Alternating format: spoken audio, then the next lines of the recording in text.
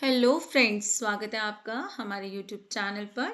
आज मैं फिर हाजिर हूँ आपके लिए लेकर सामान्य हिंदी की पीवाईक्यू सीरीज की क्लास 7। इस क्लास में हम पीवाईक्यू कर रहे हैं जो डीएसएसबी के विभिन्न परीक्षाओं के लिए, सभी प्रतियोगी परीक्षाओं के लिए बहुत ही इम्पोर्टेंट है। हम प्रश्नों को हल करते हुए व्याकरण के बहुत सारे जो है तथ्यों को समझते हैं, व्याकरण टॉपिक्स को समझते हैं और जो है प्रश्नों को हल करते जाते हैं। तो वीडियो को एंड तक ज़रूर देखिएगा। चैनल को लाइक, शेयर, सब्सक्राइब करना मत भूलिएगा। चलिए शुरुआत करते हैं। सबसे पहला प्रश्न, निम्नलिखित में से उचित क्रम में व्यवस्थित वाक्य का चयन कीजिए। व्यवस्थित वाक्य का चयन करना मतलब व्याकरण की दृष्टि से वाक्य कैसा हो, व्यवस्थित हो। ऐसे तो अगर हम इन चारों वाक्यों को पढ़ें तो हमें बात समझ आ जाएगी। बात समझ आना जो है व्याकरण का जो है नियम नहीं है। व्याकरण क्या कहती है कि शब्द का जो प्रारूप है वो ठीक हो, कि सबसे पहले जो है जिसके बारे में बात की जा रही है वो हो और अंत में क्रिया हो। ठीक है। और बीच में जो है हम कह सकते हैं हमारा ऑब्जेक्ट हो, कर्म हो या बाकी सारे जो है पद हो। तो यहाँ पर जब हम चार वाक्यों को देखते हैं कि यह शाश्वत सत्य है कि सूर्य पूर्व से उदय होता है। शाश्वत मतलब क्या होता है, जो विद्यमान हो, जो कभी बदल नहीं सकता। ठीक है, वो क्या है कि सूर्य पूर्व से उदय होता है, कि sun rises from the east. यह शाश्वत सूर्य सत्य है। अब सूर्य जो है, शाश्वत सूर्य सत्य तो कहीं से ठीक नहीं लग रहा है कि सूर्य भी शाश्वत है और सत्य को सूर्य की जो है विशेषता दे दी। यह सत्य है शाश्वत की सूर्य, यहाँ पर भी जो है अर्थ जो है पूरा नहीं बन रहा। यह सत्य है कि सूर्य शाश्वत पूर्व से उदय होता है, तो यहाँ पर भी अर्थ नहीं बन रहा। अर्थ किस वाक्य में बन रहा है सबसे सटीक, जिसमें व्याकरण के नियम जो है सही ढंग से जो है हमारे जुड़ रहे हैं, वो हमारा जो है पहला विकल्प है कि यह सत्य शाश्वत है, इस सत्य को कोई बदल नहीं सकता। ठीक है। अगला प्रश्न है, कुछ दिनों की शान शौकत पर इतराना नहीं चाहिए। वाक्य में रेखांकित अंश को प्रतिस्थापित करने के लिए सर्वाधिक उचित विकल्प कौन सा है। यहाँ पर हमें जो है एक वाक्यांश दिया गया है और यहाँ पर नीचे जो है हमें इनमें से एक जो है विकल्प को चुनकर इसको प्रतिस्थापित करना है, यानी बदलना है। तो जाहिर सी बात है, जैसे आपके जर्नल इंग्लिश में आते हैं मुहावरे बदलना, है ना। कथन दे दिया गया, उसके बदले मुहावरे बदल देना। तो हमें यहीं पर जो है सही उचित मुहावरा आना चाहिए इस तथ्य को बताने वाला। तो मुहावरे तो हमें याद करने पड़ते हैं वैसे। ठीक है। अब अगर हम चारों विकल्पों को देखें कि 9 दिन की हुकूमत, ये मुहावरा नहीं है। मुहावरे पहले से प्रचलित वाक्यांश होते हैं। घड़ी में तोला, घड़ी में माशा, इसका अर्थ तो होता है कि बार बार अपने रंग बदलना, हाव भाव बदलना या विचार बदलना। 4 दिन की शान शौकत, पर शान शौकत यहाँ पर पहले से जुड़ा होना चाहिए, तो ये भी जो है विकल्प सही नहीं बनता। लेकिन 2.5 दिन की हुकूमत एक मुहावरा है जिसका अर्थ ही यही है कि कुछ दिनों की शान शौकत, यानी कि कुछ दिनों की जो है वैभवतापूर्ण जो है जीवन पर इतराना नहीं चाहिए। अगला प्रश्न है, उपयुक्त शब्द का चयन करके वाक्य में रिक्त स्थान की पूर्ति करें। वाक्य है हमारे पास, उसने विवाह में आने के लिए मुझसे डैश आग्रह किया। ठीक है। अब यह आग्रह करना क्या होता है, एक किसी को इनवाइट करते समय जो हम रिक्वेस्ट करते हैं एक तरीके की, उसे क्या कहते हैं, आग्रह कहते हैं। अधिकांश का अर्थ होता है अधिकतर, यानी कि बहुत सारी चीजों में अधिकतर। ठीक है, यानी कि मैक्सिमम कह सकते हैं। ठीक है। इसके बाद जो है विशेष का अर्थ होता है स्पेशल। ठीक। घोर का अर्थ क्या होता है, घोर का अर्थ हम भयानकता के लिए, है ना, या फिर जो है हम घने के लिए। ठीक। और घोर वैसे शिव जी का भी एक नाम है। तो हम जो है घोर का अर्थ अंधेरे के लिए भी करते हैं, सघन मतलब बहुत भरा हुआ कोई चीज़ हो उनके लिए भी करते हैं। तो घोर आग्रह तो नहीं हो सकता, क्योंकि घोर का जो है अर्थ जो है अंधेरे, भयानकता, इस तरह के विशेषण बनाने के लिए किया जाता है। अधिकतर का अर्थ भी यही है। ठीक है, अधिकांश है। तो बचता है विशेष। ठीक है, जैसे औरों को हम सामान्य आग्रह करें कि बोल दिया, बस बोल दिया, लेकिन मुझे बुलाने के लिए उसने एक विशेष स्पेशल इनवाइट किया, है ना, हम कहते हैं ना विशेष आग्रह किया। अगला है पानी बिच मीन, मीन प्यासी, मोही सुनी सुनी आवे हासी। पंक्ति में कौन सा अलंकार है? अब यहाँ पर वो कहते हैं कि देखो पानी में ही मीन है, मछली है, और मीन ही प्यासी है। ये सुन सुनकर आवे हंसी, कि तुम्हारे पास सब कुछ है फिर भी वो नहीं है ना?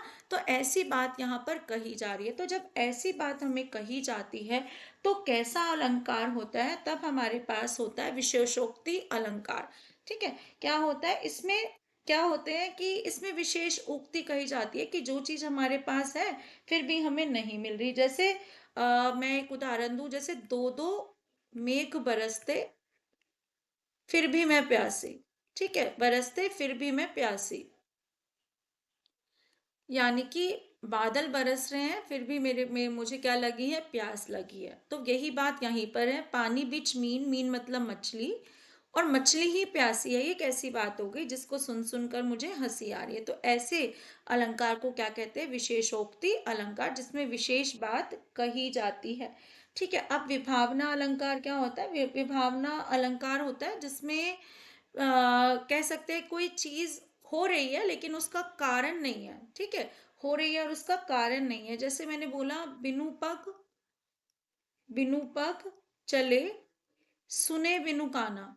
ठीक है, सुने बिनु काना, कि पैर नहीं है तो भी चल रही है, कान नहीं है फिर भी सुन रही है। ऐसे अलंकार को क्या कहते हैं?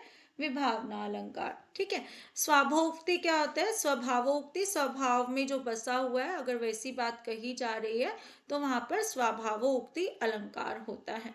ठीक है, अगला है हमारा यहाँ पर निम्नलिखित में से उचित क्रम में व्यवस्थित वाक्य का चयन कीजिए।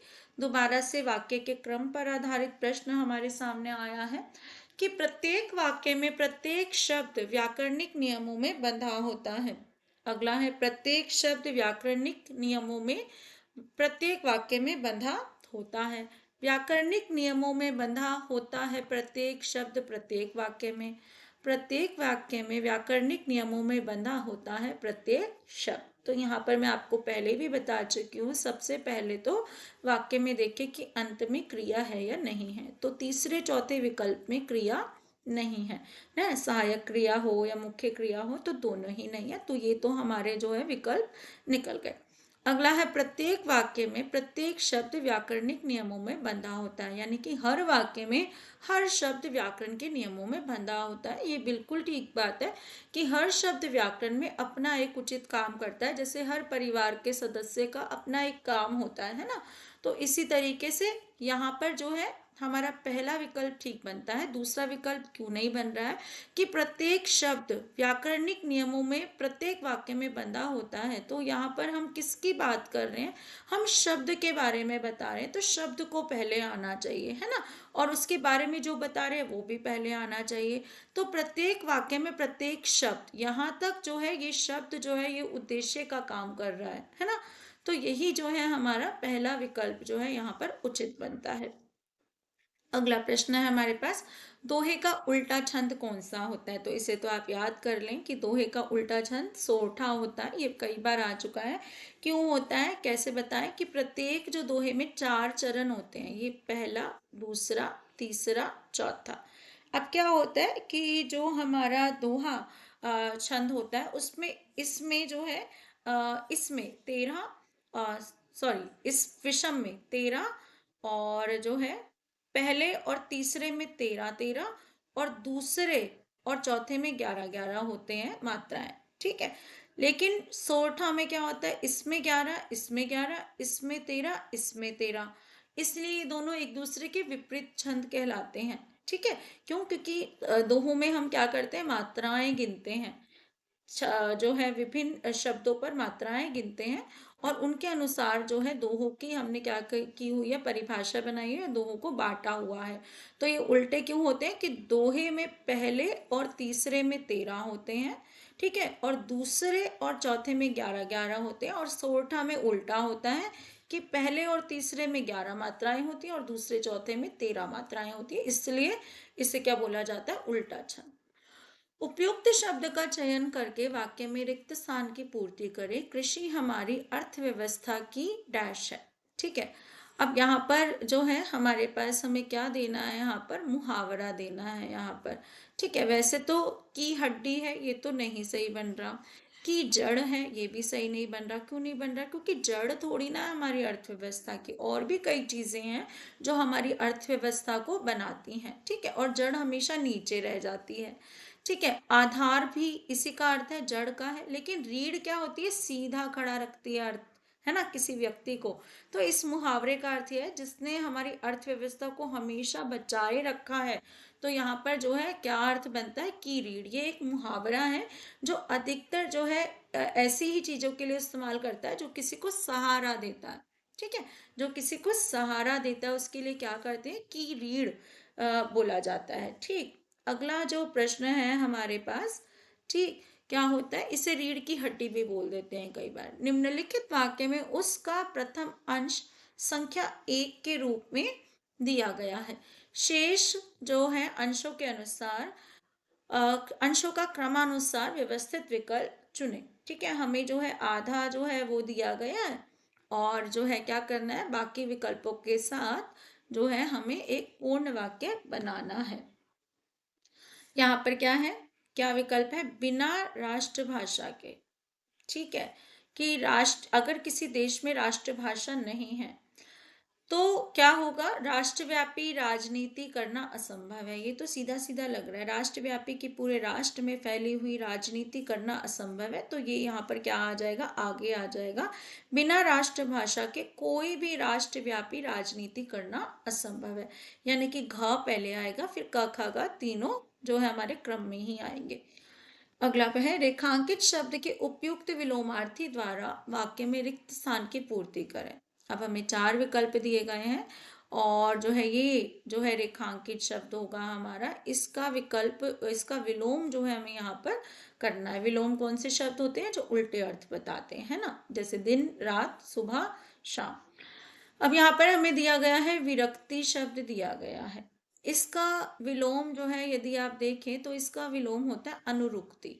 ठीक है, ये जो है अनुरुक्ति का अर्थ होता है प्रेम, और विरक्ति का विलोम होता है, जैसे हम कह सकते हैं त्याग हो सकता है, वैराग्य हो सकता है, किसी से वैराग्य ले लेना या छोड़ देना किसी चीज को।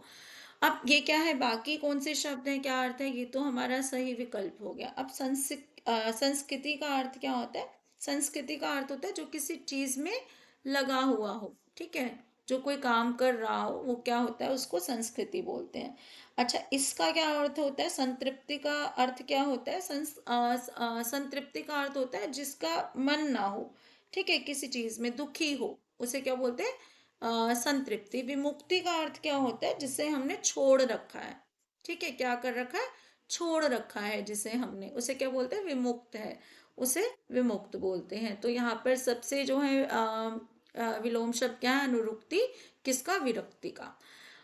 अगला प्रश्न है, जब किसी उक्ति के समर्थन का कारण बताया जाए तो वह कौन सा अलंकार होता है? ठीक, हमें बताया जाता है कि किसी उक्ति के समर्थन का कारण बताया जाए, कि काव्य में ही हमें एक पंक्ति दी गई है और हम वो क्यों कह रहे हैं उसका जो है हमें क्या बताया गया है? कारण बताया गया है। तो ऐसी स्थिति में हमारा काव्यलिंग अलंकार होता है, इसे आप याद कर लें। विभावना बता चुकी हूँ आपको, विशेषोक्ति जो है भी हमने किया है। ठीक है, तो यहाँ पर जो है काव्य लिंग अलंकार जो है इसमें ऐसा होता है, इसके उदाहरण जो है काफी कम मिलते हैं समझाने के लिए, बट आप इसको जो है याद कर सकते हैं कि कारण बताना साथ साथ कौन सा होता है हमारा अलंकार?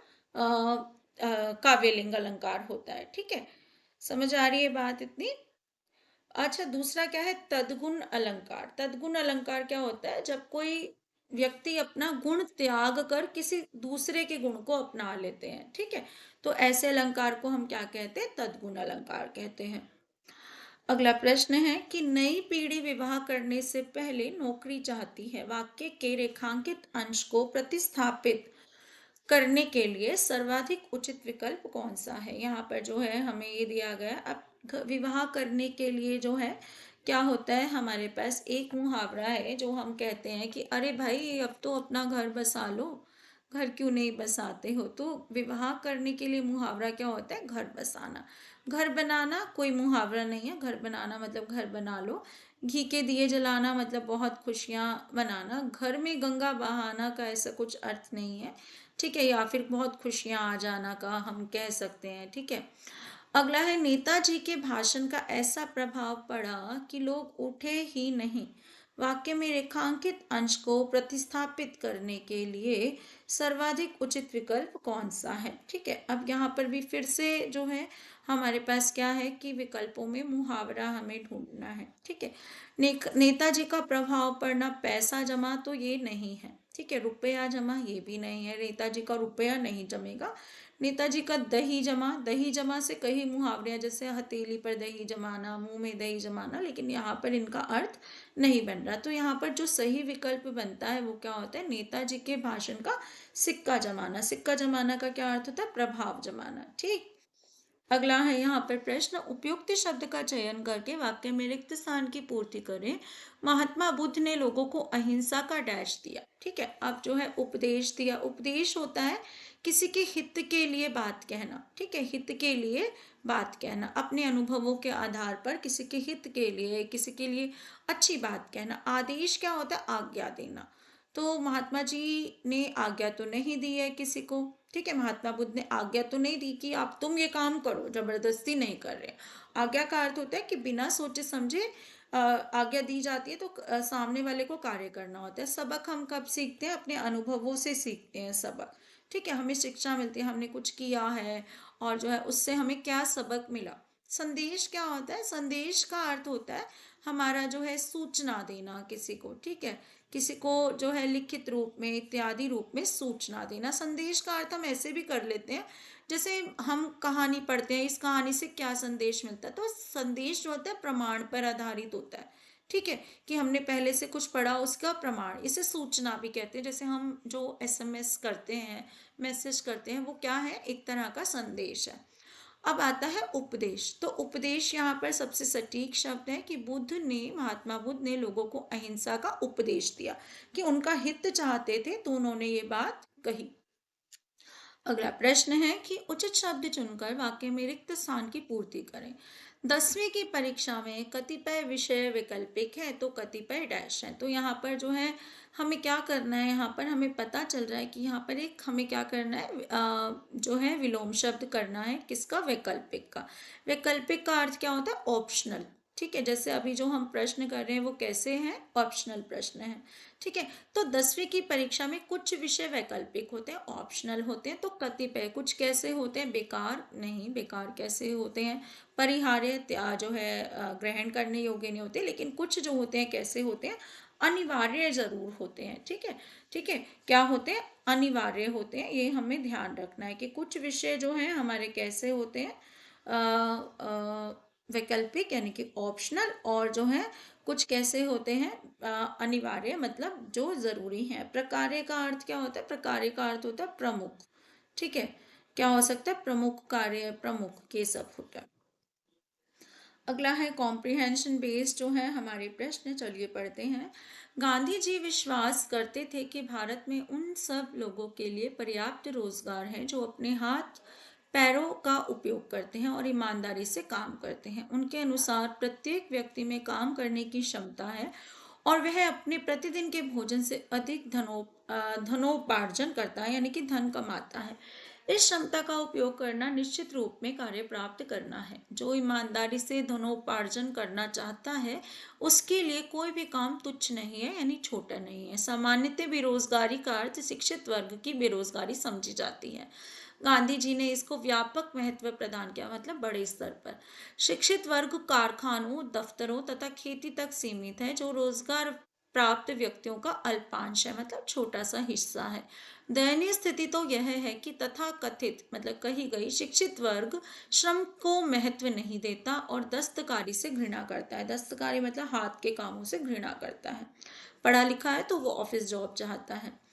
उद्योगों को प्रोत्साहित यदि ग्राम उद्योगों को, सॉरी मैंने बीच में एक लाइन मिस कर दी। देश में व्याप्त निर्धनता और बेरोजगारी का यही कारण है। यदि ग्राम उद्योगों को प्रोत्साहित किया जाएगा तो उन्हें ईमानदारी से चलाया जाएगा। तो देश से अल्पकाल में बेरोजगारी दूर हो जाएगी, यानी कि थोड़े समय में ही बेरोजगारी दूर हो जाएगी। चलिए पहला प्रश्न देखते हैं। दयनीय स्थिति क्या है? भारत की दयनीय स्थिति क्या है कि अशिक्षित वर्ग को अधिक महत्व ना देना और शिक्षित वर्ग को कम महत्व देना, शिक्षित वर्ग का श्रम को महत्व ना देना और दस्तकारी से घृणा करना, शिक्षित वर्ग के लोगों को नौकरी देना और अशिक्षित वर्ग के वर्ग को कम महत्व देना, अशिक्षित लोगों को शिक्षित करना। तो यहाँ पर जो है अभी हमने पढ़ा है, क्या पढ़ा है, ये है शिक्षित वर्ग का श्रम को महत्व ना देना और दस्तकारी से घृणा करना, कि ये लोग जो है व्हाइट कॉलर जॉब चाहते हैं। ठीक है। अगला है संकुचित के लिए कौन सा विलोम शब्द अनुच्छेद में प्रयुक्त है? संकुचित मतलब होता है छोटा, छोटी सोच कह सकते हैं, छोटा जिसके लिए हम इस्तेमाल करते हैं। तो इसका विलोम हमने क्या कहा है अभी? बड़े स्तर पर मैंने आपको बताया, फैला हुआ। संकुचित मतलब सिकड़ा हुआ, छोटा, और व्यापक मतलब फैला हुआ, विस्तारित है। ठीक है। क्षमता मतलब एबिलिटी, पर्याप्त मतलब सुफिशियंट। ठीक है। उपयोग मतलब यूज करना। अगला है हमारे पास किनके लिए पर्याप्त रोजगार मिलना असंभव है? तो जो हाथ पैरों का दुरुपयोग करते हैं, जो अपने फायदे के लिए काम करते हैं, जो दूसरों पर निर्भर करके काम करते हैं, जो परिश्रम करते हैं और ईमानदारी से काम करते हैं। ठीक है। तो यहाँ पर जो है कौन सा विकल्प है हमारे लिए? गांधी जी ने किनके बारे में कहा है कि जो परिश्रम करते हैं और ईमानदारी से काम करते हैं उनके लिए पर्याप्त रोजगार मिलने संभव है। शिक्षित वर्ग कहाँ तक सीमित है? कहाँ तक सीमित है शिक्षित वर्ग के लिए? क्या कहा गया है? तो शिक्षित वर्ग जो है कारखानों, दफ्तरों और खेती तक सीमित है। ये भी हमने गद्यांश में पढ़ा। बेरोजगारी दूर करने का क्या उपाय है? तो बेरोजगारी दूर करने का अभी अंत में ही जो है हमने गद्यांश में पढ़ा था कि बेरोजगारी दूर करने का क्या है? ग्राम उद्योगों को ईमानदारी से कार्य करने को प्रोत्साहित करना किया जाए तो जो है बेरोजगारी दूर हो सकते हैं। 15वां प्रश्न कि किस छंद को मनहरण या कवित्व भी कहा जाता है? तो हमारा जो है मनहरण छंद कौन सा कहलाता है? घनाक्षरी जो है छंद मनहरण छंद कहलाता है। इसके लिए आपको थोड़े छंद पढ़ने पड़ेंगे। ठीक है। वीर छंद जो है आलाप जो है छंद वीरता के लिए गाया जाता है। ठीक है। तो इसी तरह से छंदों के प्रश्न करने के लिए आपको छंदों का थोड़ा सा आधार जो है समझना जरूरी है। तो चलिए क्लास को एंड करते हैं। वीडियो अच्छा लगा हो तो चैनल को लाइक शेयर सब्सक्राइब करना ना भूलें। मिलते हैं अगली क्लास में। Thank you.